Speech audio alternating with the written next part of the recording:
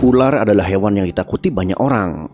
Ular memiliki bentuk tubuh panjang yang bisa berjalan dengan sangat cepat dengan cara menjalar. Ular terkenal akan karakternya yang membahayakan orang lain karena ada beberapa jenis yang berbisa dan memiliki racun yang mematikan.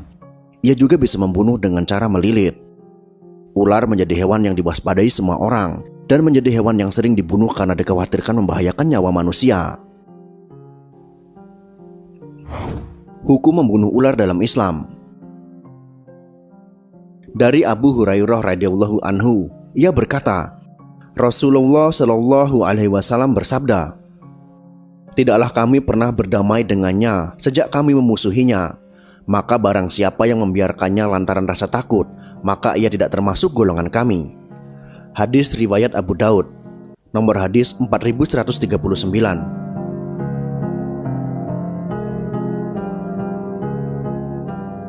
Rasulullah mengizinkan untuk membunuh ular tersebut dan melarang untuk membiarkan ular tersebut hidup lantaran karena takut. Sehingga dari hadis ini jelas bahwa hukum membunuh ular dalam Islam adalah halal, bukan termasuk dosa yang tak terampuni. Boleh dilakukan jika memang membahayakan nyawa dan dengan niat melindungi diri. Membiarkannya karena rasa takut justru tidak diperbolehkan, karena dikhawatirkan akan membahayakan nyawa orang lain. Mari langsung saja kita bahas kisah tentang ular yang merindukan Rasulullah Shallallahu Alaihi Wasallam dan menunggu kehadiran beliau di Gua Thur. Berikut ini adalah kisahnya.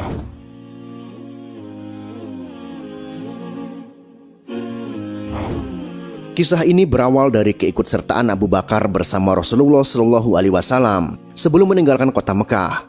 Saat pemuda kafir Quraisy yang berniat memenggal kepala Rasulullah kehilangan jejak Rasul dan hanya menemukan seorang pemuda bernama Ali bin Abi Thalib di bilik Rasul. Abu Bakar mendampingi Rasul bersembunyi di gua kecil di Bukit Thur. Abu Bakar tetap setia mendampingi Nabi Muhammad Shallallahu Alaihi Wasallam menginap di dalam gua. Sebelum beliau memasuki gua, Abu Bakar dengan sigapnya membersihkan dan menutup lubang-lubang yang ada di dalam gua agar mereka terhindar dari binatang buas. Dalam tidurnya, Rasulullah Shallallahu Alaihi Wasallam melabuhkan kepalanya di pangkuan sang sahabat. Tiba-tiba, seekor ular mendesis keluar dari salah satu lubang yang belum ditutup oleh Abu Bakar. Abu Bakar menatapnya waspada, ingin sekali ia menarik kedua kakinya untuk menjauh dari hewan berbisa tersebut. Namun keinginan itu dienyahkan dari benaknya karena ia takut mengganggu tidur Nabi.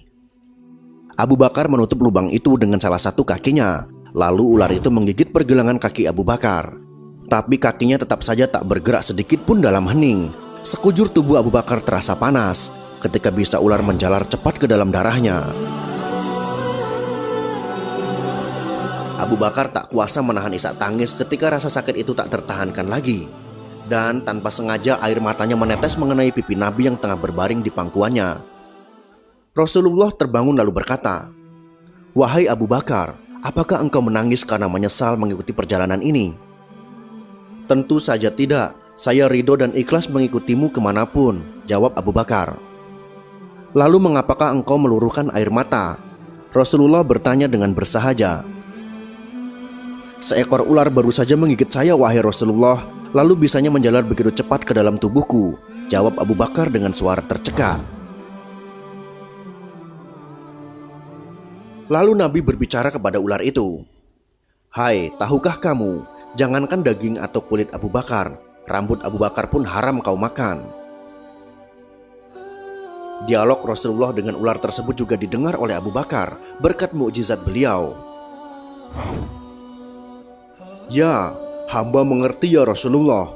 Bahkan sejak ribuan tahun yang lalu ketika Allah mengatakan, barang siapa memandang kekasihku Muhammad fi ainil mahabbah atau dengan mata kecintaan, aku anggap cukup untuk menggelar dia ke surga," kata ular tersebut.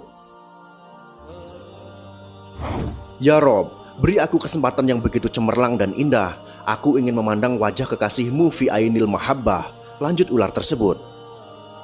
Lalu apa kata Allah Subhanahu wa Ta'ala?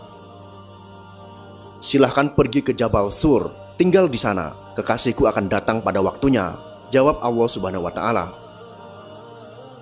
"Ribuan tahun aku menunggu di sini. Aku digodok oleh kerinduan untuk jumpa engkau Muhammad.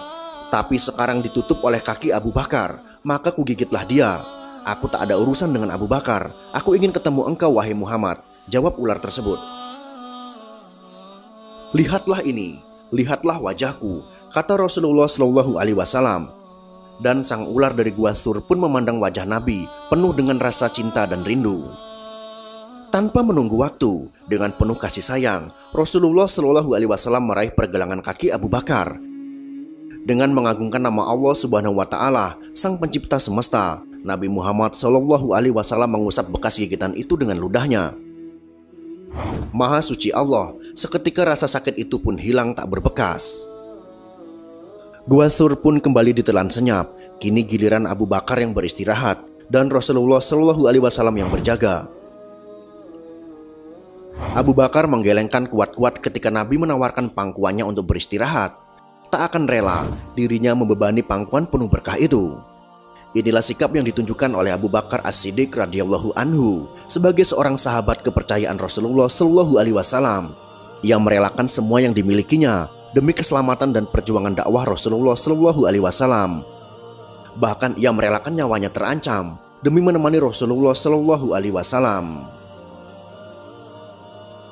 Semoga kisah ini bisa bermanfaat untuk kita semua. Wallahu a'lam bishawab.